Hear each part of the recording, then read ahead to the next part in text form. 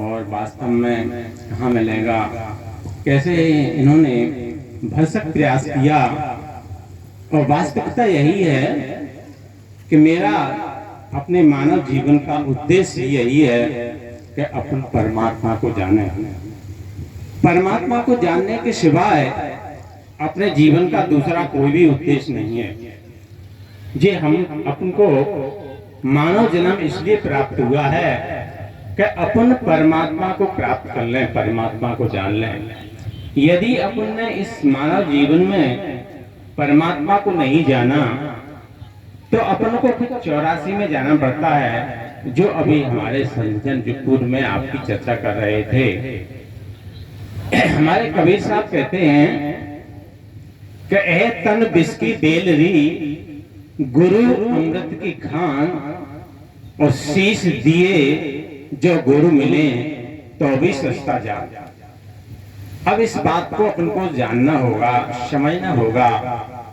और हमारे संत तुलसीदास जी कहते हैं, जो हमारे अभी संत अभी चर्चा कर रहे थे, आप लोग भी इस बात को जानते हैं।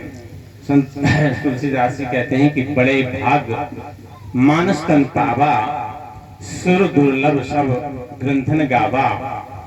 तुलसीदास जी का मत है कि जी अपन को जो मानव शरीर है जी बड़े भाग से मिला है, और इसके लिए देवता लोग भी याचना करते हैं, प्रार्थना करते हैं कि हमको भी ये मानव शरीर मिल जाता तो हम भी अपनी मुक्ति का उपाय पहन लेते।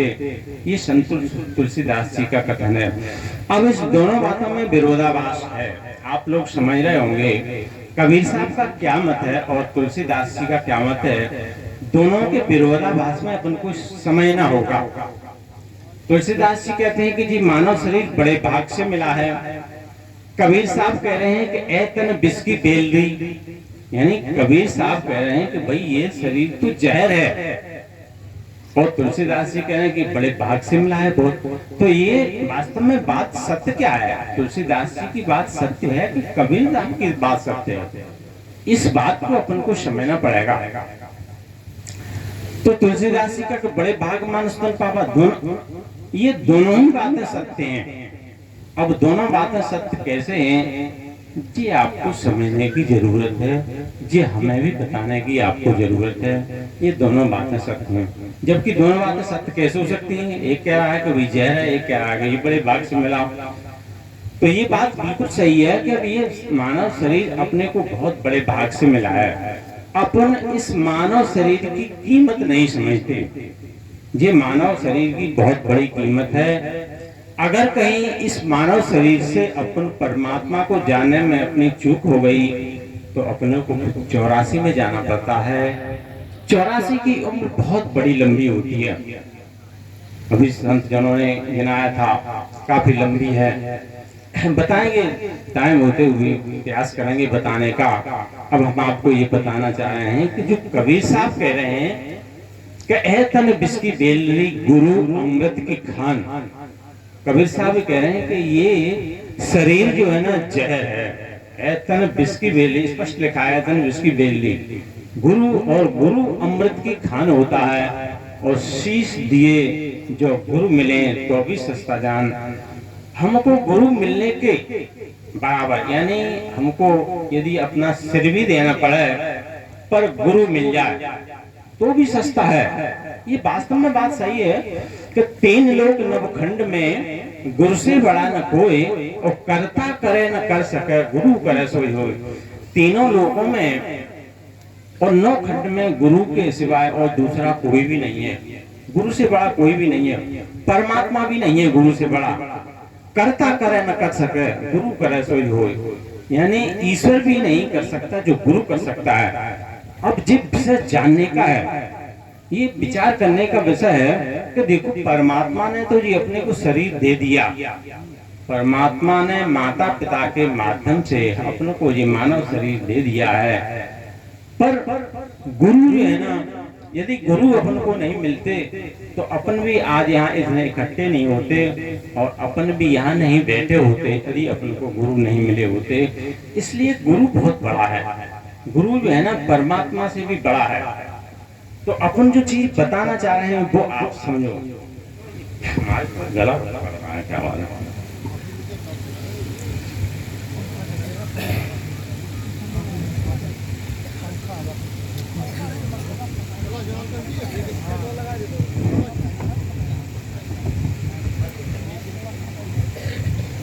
एक दूर का अंतर है क्या?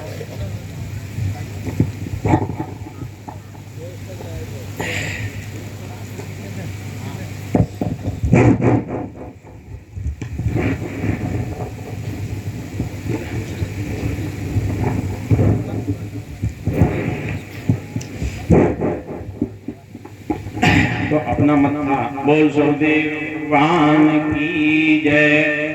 तो अपन ये बताना चाह रहे हैं कि एतर विष की बेली, एतर विष की बेली क्यों है? वो इसलिए है कि अपन ने कहीं परमात्मा को नहीं जाना और अपना शरीर छूट गया, तो ये शरीर बिल्कुल जहर का भी काम करेगा, ये जहर से भी ज्यादा काम करेगा। आजा बांध दे, सही है बस। तो ये शरीर जो है ना जहर से भी ज्यादा कैसे करेगा? यदि अपन ने परमात्मा को नहीं जाना। परमात्मा, अभी हमारे संत जन सभी कह रहे थे परमात्मा के बारे में बोल रहे थे, और सभी लोग ईश्वर के बारे में जानते तो नहीं है पर मानते हैं।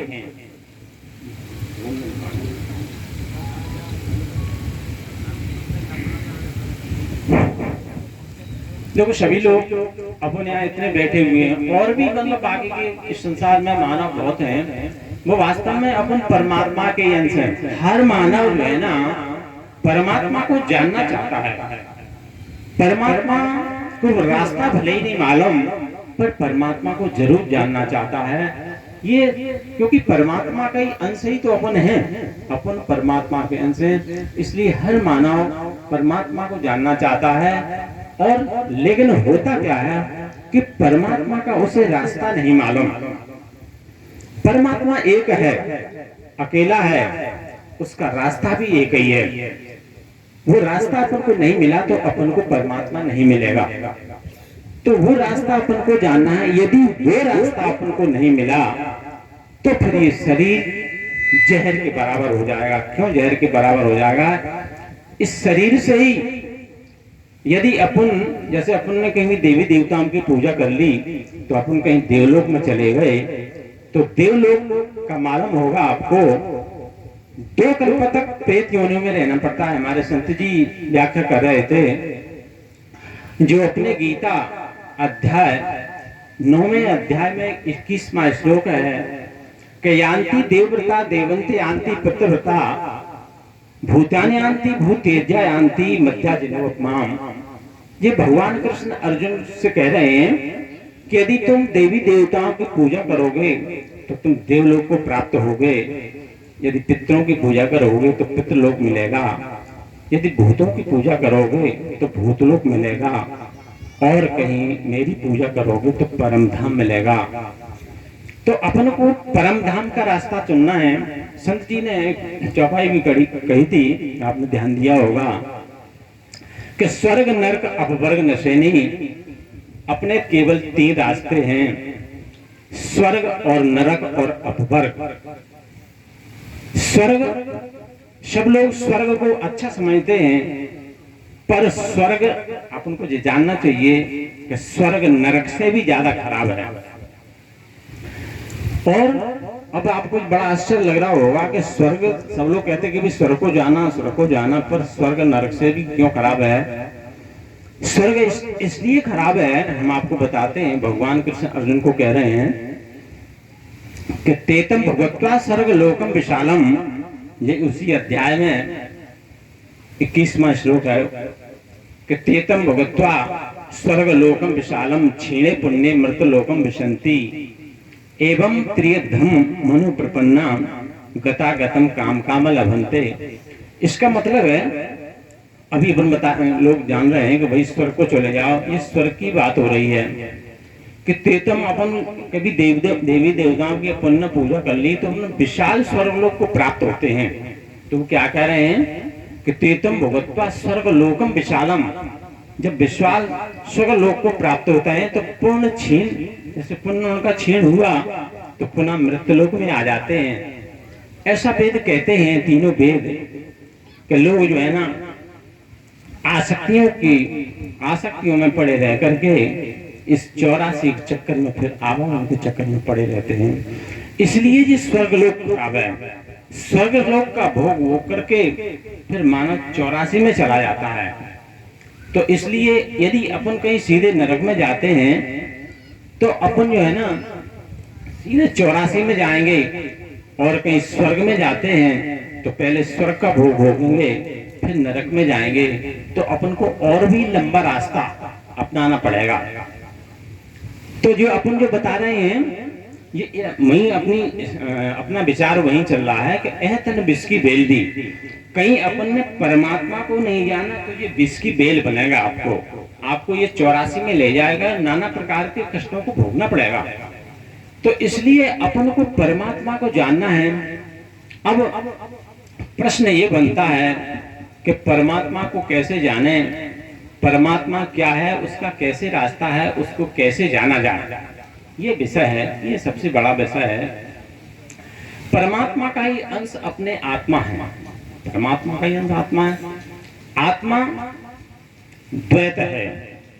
आत्मा जो है ना अज्ञान, जैसे आत्मा अपने अल्पज्ञ से कैसे ढकी हुई है, आत्मा को किसने ढक लिया है?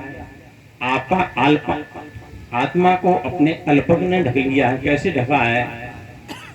जैसे सूर्य ने बादल ने सूर्य को ढक लिया हो और अग्नि को धुआं ने ढक लिया हो, ठीक उसी तरह ये आत्मा को ये अल्पज्ञ ने ढक लिया है, अपने अज्ञान ने ढक लिया है। तो इस अज्ञानता को अपन को दूर करना है। तो अज्ञानता कैसे दूर हो? बगैर परमात्मा को जाने ये अज्ञानता दूर नहीं होती। और एक बात और भी हम बता दें, देखो अपन को विस्मय नहीं पड़ना है, परमात्मा अपने अंदर नहीं है, परमात्मा अपन इससे अलग है। अपने विश्व में जितने भी पैगंबर हुए हैं, पैगंबर गुरुओं को कहते हैं, गुरु ही हमें उस परमात्मा तक जनाते हैं, गुरु ही हमें परमात्मा तक ले जाते हैं। तो इसलिए गुरु बड़ा होता है। परमात्मा अलग है, गुरु अलग है, गुरु ही हमें उस परमात्मा तक ले जाता है। तो अब आपको ये बताना चाह रहे हैं, आप थोड़ा संक्षेप में अपन बता दें कि परमात्मा को जानने का केवल एक ही रास्ता है। अपने विश्व में जितने भी पैगंबर हुए हैं, सभी पैगंबरों ने उसी परमात्मा को जनाया है।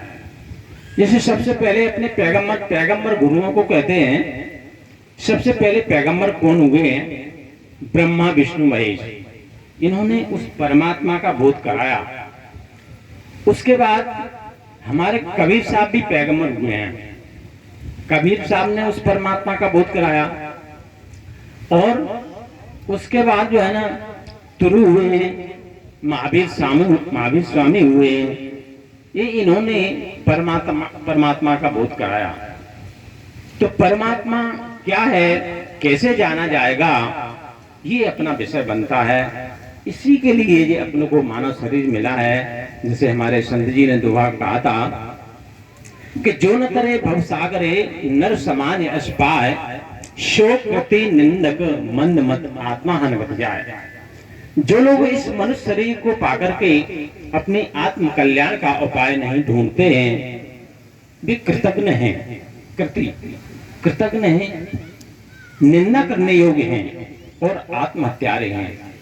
इसलिए अपन को परमात्मा को जान करके अपनी आत्महत्या से बचा लो।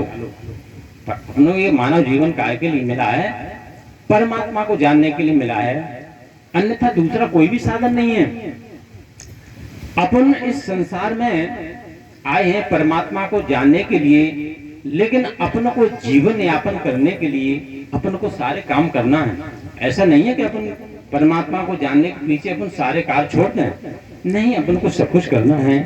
धंधा, बिजनेस, व्यापार, खेती, जो भी कुछ कर रहे हैं सब कुछ करना है, लेकिन इसके साथ साथ में अपन परमात्मा को जानना है, जिसके लिए अपन को ये मानव जीवन मिला है। नहीं तो अपन 84 में चले गए तो फिर पछताने के अलावा फिर आपको कुछ भी हाथ नहीं आएगा। का वर्षा जब कृषि सुखाने, समय गए फिर का पछताने। यदि समय निकल गया फिर पछताने से कुछ नहीं होता। यदि कृषि सूख जाए और फिर पानी बरसे तो उस पानी से क्या फायदा। तो इसलिए अभी समय है, अभी सुनहरा अवसर है, आप परमात्मा को जान सकते हैं। परमात्मा को जानने में कोई भी कठिनाई नहीं है। परमात्मा एक है, अकेला है, उसका रास्ता भी एक ही है। जैसे अपने महान पुरुषों ने परमात्मा के रास्ते बताए हैं, केवल एक ही रास्ता है, जो हमने अभी कह रहे थे, अपन चर्चा कर रहे थे कि विश्व में जितने भी पैगंबर हुए हैं, सभी पैगंबरों ने वही रास्ता को बताया है, दूसरा कोई रास्ता नहीं है। उन रास्ता के नाम हैं जैसे सायोज, शामी, सारूप, सालो। ये 4 प्रकार की मुक्ति हैं। इन 4 प्रकार की मुक्तियों से अपन परमात्मा को जान सकते हैं, अन्यथा दूसरा कोई भी ऐसा साधन नहीं है जो अपन परमात्मा को जान सकें। अब ये 4 मुक्तियों को जानना होगा। ये 4 मुक्ति जो है ना, जितने भी पैगंबर हुए ने, सभी पैगंबरों ने यही 4 मुक्ति दी हैं। जैसे हमने अभी आपको नाम बताए थे कि सबसे पहले ब्रह्मा विष्णु महेश ने ये 4 मुक्ति का ज्ञान दिया था। उन्होंने ये नाम रखे थे शायो मुक्ति, शामी मुक्ति, शारो मुक्ति, शालो मुक्ति। ये 4 प्रकार 4 मुक्तियों के उन्होंने नाम रखे हैं। हमारे कबीर साहब भी पैगंबर हुए हैं। अब जैसे अपन भटके हैं, तैसे कबीर पंथ भी बुरी तरह भटक गया है। वास्तविकता उसके पास भी नहीं है, क्योंकि अपन भी देवी देवताओं के चक्कर में पड़ गए, तो इसलिए भी अपन परमात्मा को भूल गए। तो कबीर साहब ने भी यही 4 चीजें दी हैं। उनके नाम हैं खीचरी, भूचरी, चाचरी, अगोचरी। ये 4 चीजें कबीर साहब ने दी हैं। मतलब उसका एक ही है, अपन चाहे पानी का हो, चाहे वाटर का हो, या नीर का हो, या जल का हो, चीज एक ही है। ऐसे ही हमारे महान पुरुषों ने नाम जरूर अलग अलग बताए हैं, पर उसका मतलब ही एक ही, व्यक्ति एक ही है। हम एक व्यक्ति के नाम रख लें भाई, चाहे सुरेश धर लें, चाहे गणेश धर लें, चाहे और कुछ रख लें, कई नाम एक व्यक्ति के रख सकते हैं, पर व्यक्ति एक ही है। इसलिए मुक्ति एक ही है, पर नाम अलग अलग हैं। हम आपको ये बताना चाह रहे हैं कि परमात्मा एक है, उसका रास्ता बताना चाह रहे हैं। इस रास्ते के अलावा दूसरा कोई भी साधन नहीं है। इस रास्ते के अलावा अब हमारे और भी पैगंबर हुए हैं। जैसे हमारे जैन पंथ, आजकल आपने जैन पंथ भी देखा होगा, जैन पंथ में भी देखे होंगे, जाते होंगे। उन्हें श्वेतांबर, पैगंबर, क्या क्या और कई तरह की पूजा, जैसे अपन भी कई तरह देवी देवताओं की पूजा करते हैं, ऐसे वो भी लोग पूजा करते हैं। वास्तव में जो उनके जो महावीर स्वामी थे, जिन्होंने इस ज्ञान की स्थापना की थी, जो महावीर स्वामी थे और सिद्धार्थ थे, इस ज्ञान की जो उन्होंने स्थापना की थी 4 मुक्तियों से, वो ये उनके नाम थे सम्यक ज्ञान, सम्यक चरित्र, सम्यक दर्शन, सम्यक नेत्र। ये उस ज्ञान की स्थापना की थी, पर चीज एक ही है। लेकिन आज वो भी भटके हुए हैं। इसका हम थोड़ा सा आपको डिटेल भी बताएंगे, चर्चा करेंगे, जितना हो सका उतना बताएंगे। तो ये 4 चीजें दी महावीर स्वामी ने। इसके बाद एक और भी पैगंबर हुए हैं, तुरु साहब हुए हैं, जिन्होंने तुर्किस्तान बसाया था। उन्होंने अलग नाम दिए हैं। सभी लोगों ने अलग नाम दिए हैं। भाई हो सकता है किसी को नाम ये अच्छा नहीं लगता तो उन्होंने नाम बदल दिए, लेकिन चीज थोड़ी बदलेंगे। जैसे पानी है, कोई पानी कह देगा, कोई वाटर कह देगा, लेकिन पानी थोड़ी बदला जा सकता है। ऐसे ही जो ईश्वर का रास्ता है उसको नहीं बदला जा सकता।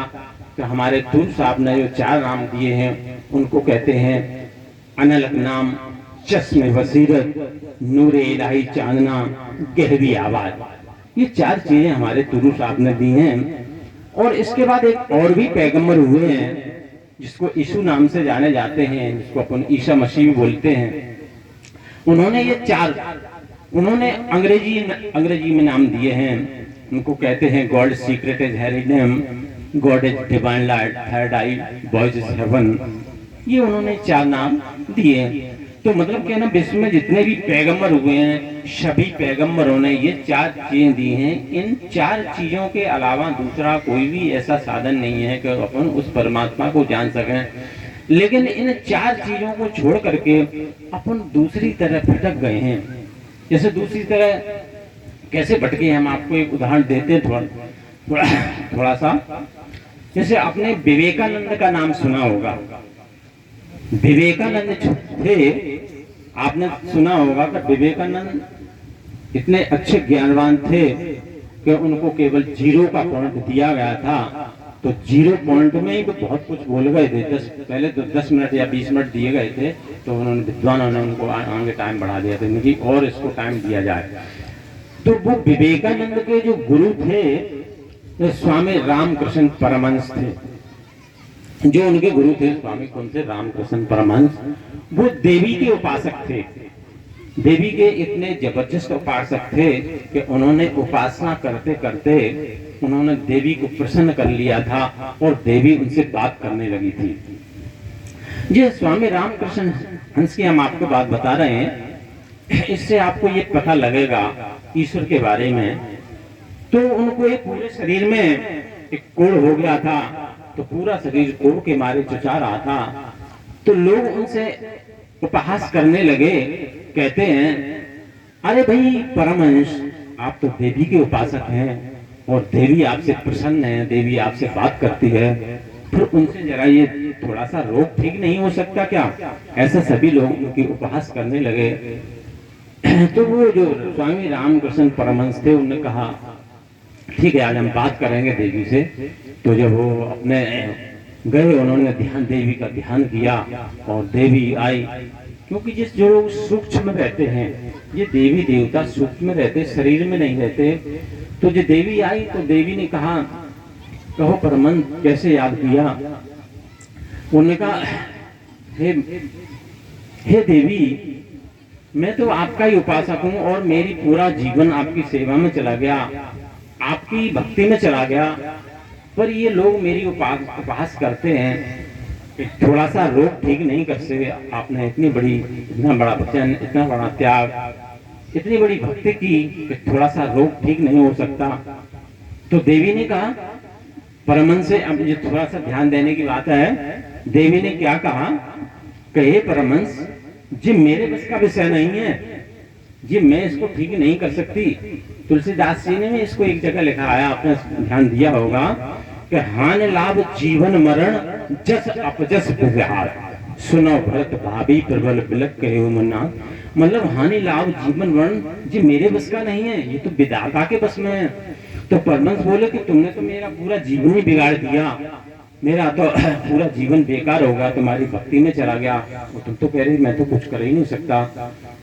तो वो देवी ने कहा मैं आपको एक उपाय जरूर बता सकती हैं, यदि आप उपाय कर लें। उनकी आपके नगर में एक संत तोतापुरी आए हैं, तोतापुरी आपका कल्याण कर सकते हैं यदि आप उनके पास चले जाओ। तो स्वामी रामकृष्ण परमहंस फिर वहां से हटके अपने नगर में आए। नगर में तोतापुरी थे, तोतापुरी के पास आए तो तोतापुरी से उनने ये ज्ञान प्राप्त किया। कौन सा ज्ञान? ये 4 मुक्ति वाला, शायुर शामीम सारूप सालो, ये 4 मुक्तियों का उन्होंने ज्ञान प्राप्त किया। तब वो अब उस परमात्मा को जान पाए, अन्यथा दूसरा कोई साधन नहीं है। ऐसे ही अपने भागवत में कई एक बहुत से उदाहरण हैं इस ज्ञान के, पर हम थोड़ा सा इस 4 मुक्ति के बारे में थोड़ा सा डिटेल बताते हैं क्योंकि समय बहुत कम है। सबसे पहले शायोग मुक्ति। शायोग मुक्ति वह मुक्ति होती है जिसके द्वारा वो अमृतपान आपको प्राप्त होता है। इस अमृतपान से अपनी अकाल मौत से पूरी तरह बच सकते हैं। वो अमृतपान आपको मिलता है जिस शायोग मुक्ति के द्वारा जाना जाता है। भाई रावण जो था, रावण ने इस शायोग मुक्ति को ही सिद्ध किया था। तभी वो कह रहा था कि हमें कोई नहीं मार सकता, हम किसी के मारे नहीं मर पाएंगे। नाभि कुंड सुदाबस जाके नाथ जियत रावण बसता के। रावण के नाभि कह रहे नाभि कुंड, रावण के नाभि अपन सभी के ही नाभि है। यदि रावण वो अमृत प्राप्त कर सकता है तो अपन भी कर सकते हैं, बशर्ते अपन उस विधान को जान लें। यदि अपन अपने विधान को जान लेंगे तो अपन में भी नाभि है और अपने नाभि में वो अमृतपान आ सकता है, जरूर आ सकता है। आ सकता नहीं, बिल्कुल आ जाएगा यदि आप उस विधान को जान लेंगे। तो आ जाएगा, तो अपन भी अपनी इच्छा मृत्यु वाले हो जाते हैं। जो लोग इस शायोग मुक्ति को सिद्ध कर लेते हैं भी इच्छा मृत्यु वाले हो जाते हैं, अपनी इच्छा से शरीर छोड़ते हैं। जैसे आप लोगों ने, सब लोगों ने तो नहीं सुना होगा, पर हमारे सेवकों ने तो जरूर सुना। हमारे गुरु जी जो है ना, कई बार वचनों में कहते हैं कि भाई हमारी इच्छा होगी तब हम अपना शरीर छोड़ेंगे, हमारी इच्छा नहीं होगी तब तक अपना शरीर नहीं छोड़ेंगे।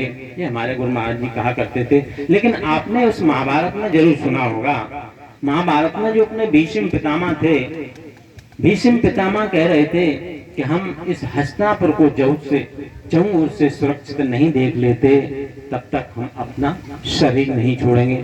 उन्होंने भी शायोग मुक्ति को सिद्ध कर लिया था। तो वो शायोग मुक्ति को अपन को जानना होगा, तब अपन शरीर को अपन को बचा सकते हैं, अपनी उम्र को तभी बचा सकते हैं। तो वो ये विधान है। इसके बाद शामी मुक्ति आती है। वैसे तो शायोग मुक्ति काफी लंबी, इसके बारे में काफी लंबा है, अपने शिवपुराण में यहाँ तक कह दिया है कि मृत्यु पे विजय पाने का इसके अलावा दूसरा कोई साधन नहीं है। मौत से गारंटी से बचाया जा सकता है, बशर्ते अपन इस शायोग मुक्ति को जान लें। को नहीं जानेंगे तो फिर कोई बात ही नहीं है। अब दूसरी शामी मुक्ति आती है। शामी मुक्ति के द्वारा वो परमात्मा का नाम का बोध कराया जाता है। हमारे अभी संतजन जो है ना, आपको नाम की चर्चा कर रहे थे, जब भी बता रहे थे कि नाम आपको कैसे जानेंगे। हमारे संत जी ने बताया था कि भाई परमात्मा का जो नाम है, परमात्मा के नाम को अपन मुंह से नहीं कह सकते। जी बात सही है कि परमात्मा का नाम अपन मुंह से नहीं लिया जा सकता। हमारे कबीर साहब भी कहते हैं, और तुलसीदास जी ने कहा है, तुलसीदास जी ने कहा है कि नाम रूप दो ईश उपाधि, आकथ अनाद सुशामे शादी। आप लोगों ने रामायण खूब पढ़ी होगी, खूब पढ़ते हो, लेकिन वास्तव में इसका अर्थ अपन जानेंगे, जान करके इसका प्रैक्टिकल करें, इसको जाने और प्रैक्टिकल करें, तब ये समझ में आता है। केवल पढ़ने से नहीं। अब रोजाना अपनी अखंड रामायण हो रही है, रोज पढ़ते चले जाते हैं रामायण, इसका कोई मतलब नहीं निकलेगा। तो उसमें क्या लिखा कि नाम रूप दो ईश उपाधि, अकथ अनाद सुशामे शादी। नाम और रूप दो जो ईश्वर की उपाधियां हैं, वो परमात्मा का नाम अकथ है, ये उसको कह नहीं सकते। अनादि, ये आदिकाल से चला आ रहा है, कोई आज का नाम थोड़ी है। जब सृष्टि की रचना हुई थी तभी से ये नाम चल रहा है, अनादि। और सुशामे शादी, साधना करने से वो समझ में आ जाता है परमात्मा का नाम। और कबीर साहब भी कहते हैं कि श्वास श्वास हर भजो, वृथा श्वास जिनको ना जाने इस श्वास का आमन हो। हमारे संत जी ने इसकी भी इस जो है ना नाम के बारे में बताया था आप लोगों को कि अपने अंदर 4 वाणियां होती हैं, वैगरी, पश्चंती, मध्यमा और परा। ये 4 प्रकार की वाणी होती हैं। अब जिस वाणी से जो हम बोल रहे हैं, उस वाणी से परमात्मा को हम नहीं बता सकते, बोले नहीं। इस वाणी, इस मन वाणी से वो परे परमात्मा का नाम है, हम इस वाणी से नहीं कह सकते हैं, क्योंकि परमात्मा का नाम परावाणी में है। इस मुंह से परमात्मा के नाम को नहीं लिया जा सकता।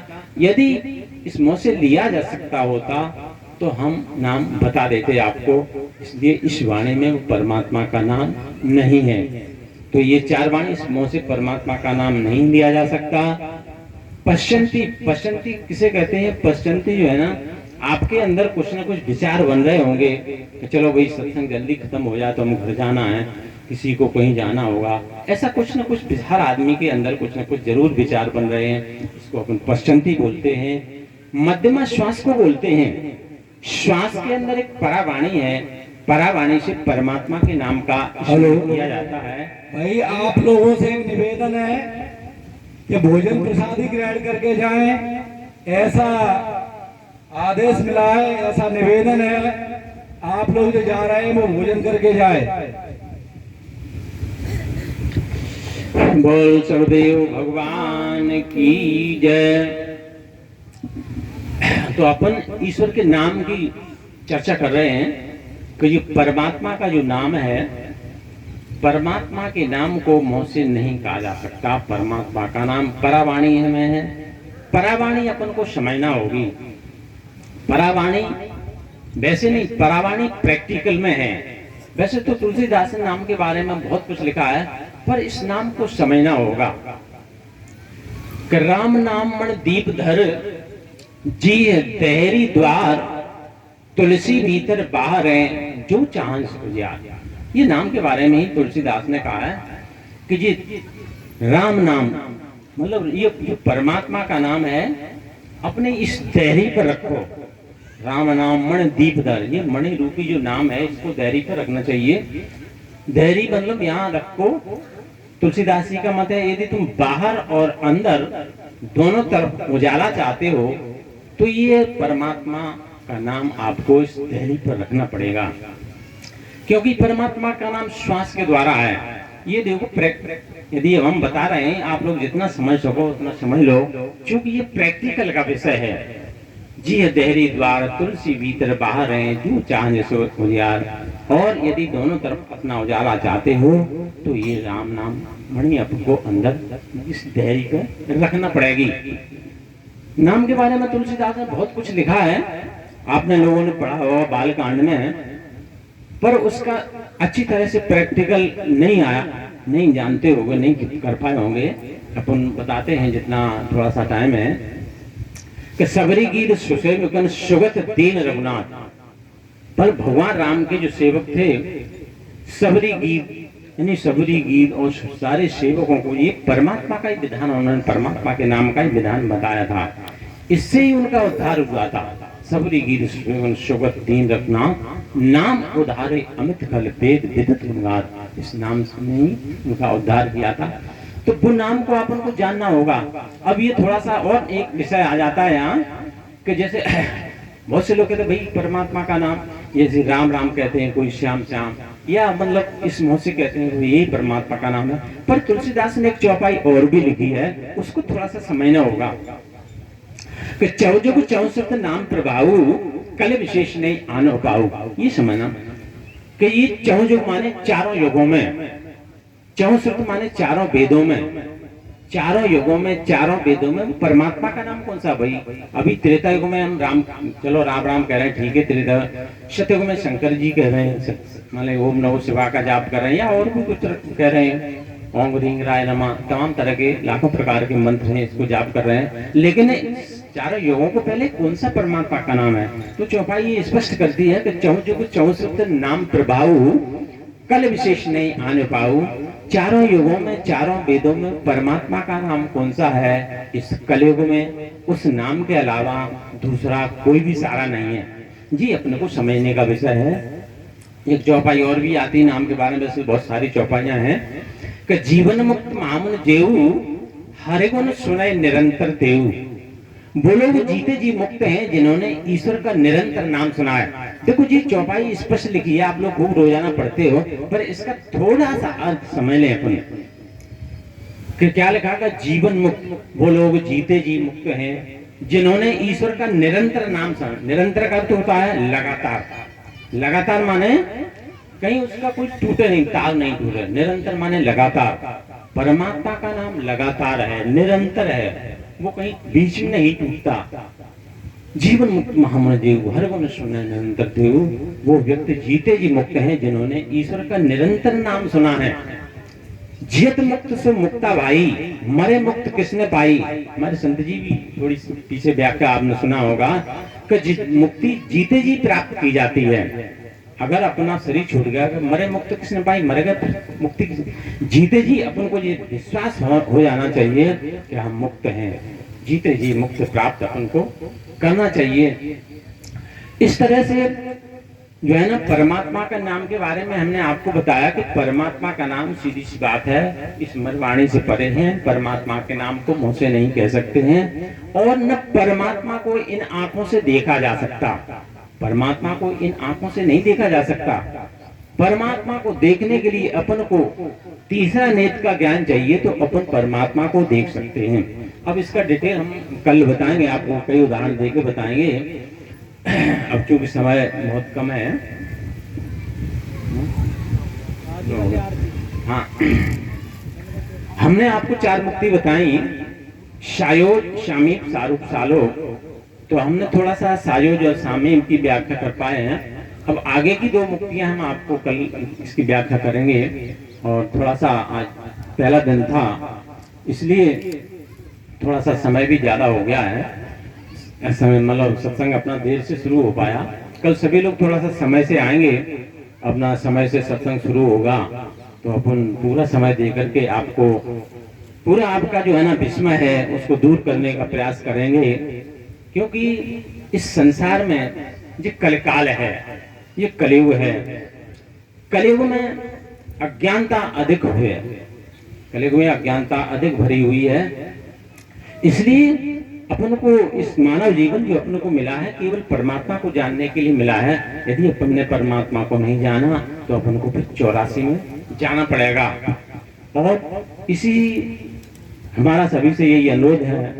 अब चूंकि अपना ये गांव है, हमारे सभी बुजुर्ग हैं, कभी बहुत से लोग ये भी सोच रहे होंगे कि जी क्या बता रहे हैं, पर ठीक है, हमारा सभी से यही अनुरोध है कि अपनों को ये मानव जीवन मिला है ये केवल परमात्मा को जानने के लिए मिला है और दूसरा कोई भी साधन नहीं है। और परमात्मा इन आंखों से नहीं देखा जा सकता और न परमात्मा का नाम इस मुंह से नहीं लिया जा सकता। परमात्मा का नाम पराबाणे में है और परमात्मा को अपन तीसरे नेत्र यानी दिव्य दृष्टि से देखा जा सकता है। अब आपको दिव्य दृष्टि का डिटेल हम आपको कल बताएंगे। इसी के साथ हम अपने वाणी को विराम दे रहे हैं।